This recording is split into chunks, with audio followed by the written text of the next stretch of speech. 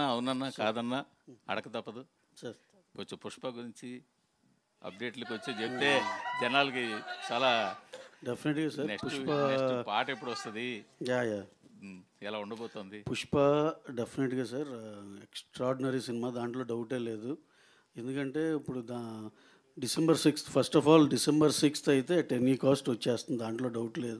ఎందుకంటే రకరకాల స్పెక్యులేషన్ వినపడుతున్నాయి కాబట్టి మేము వర్క్ చూసుకున్నాం సార్, చాలా కంఫర్టబుల్గా ఉంది. నెక్స్ట్ వచ్చి ఇప్పుడు September 2nd కల్లా మాకు ఫస్ట్ హాఫ్ ఎడిటింగ్ వర్షన్ ఇచ్చేస్తున్నారు. ఈ లోపల పోస్ట్ ప్రొడక్షన్ పనులన్నీ జరుగుతూ ఉంటాయి సార్. October 6th ఎప్పుడు సెకండ్ హాఫ్ ఇచ్చేస్తున్నాం. కంఫర్టబుల్గా November 20th కాపీ ఇచ్చేసి ఆల్ ఓవర్ ద వరల్డ్ పంపించేయాలనేదే plan sir. By the time 25th ఎప్పుడు సెన్సార్ కూడా చేపించేస్తాం. వినాయక చవితికి ఏమైనా ఇస్తున్నారా? వినాయక చవితికి ఏం ప్లాన్ లేదు సార్ ఇప్పుడు. ఏమి అంటే పాట త్వరలో పాట కానీ అది ఒక డైరెక్ట్గా ఒక మంత్ ఎండ్లో, సెప్టెంబర్ ఎండ్లో ఇద్దామని సార్. 2 సాంగ్స్ ఉన్నాయి ఇంకా ఇవ్వాల్సినవి. 2 సెప్టెంబర్లో ఒకటి, అక్టోబర్లో ఒకటి ఇద్దామని. కదా ఒక రోజు ముందుగా అలాంటిది కూడా ఉంది. ఈవినింగ్ ప్రీమియర్ లీవ్ వేస్తారని డెఫినెట్గా ఉంటుంది సార్. November 5th అని, అది నవంబర్ ఎండ్లోనే అలా చెప్దామని ప్లాన్ చేసుకుని చెప్దామని ఉంది సార్. ఎందుకంటే దానికి సార్ సింహా గారు చెప్పండి సార్. ఏదండి September 2nd ఎలా ఉస్తాద్ భగత్ సింగ్ మొన్న హీరో గారిని కలిసాము, అంతా అన్నీ చక్కగా హ్యాపీగా జరిగింది. We are starting the shoot in few days or few weeks.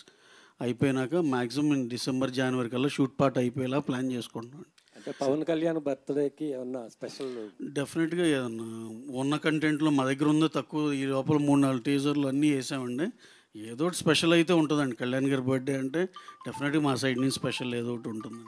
Simha గారు, నా పేరు వెంకట టీవీ. యా ఇప్పుడు పుష్ప గురించి చెప్తున్నారు కాబట్టి బెంగళూరులో పవన్ కళ్యాణ్ గారు పుష్ప గురించి మాట్లాడడం జరిగింది.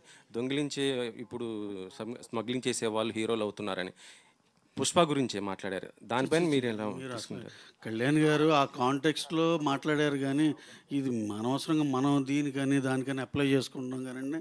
చిచి అసలు ఆయన స్టేచర్ వేరండి. అసలు నేను అనేది ఊరిని ఆయన వచ్చిన సినిమా బ్యాక్గ్రౌండ్ నుండి దాన్ని ఏదో తక్కువ చేయాలని అసలు అలా అనుకోరు ఆయన.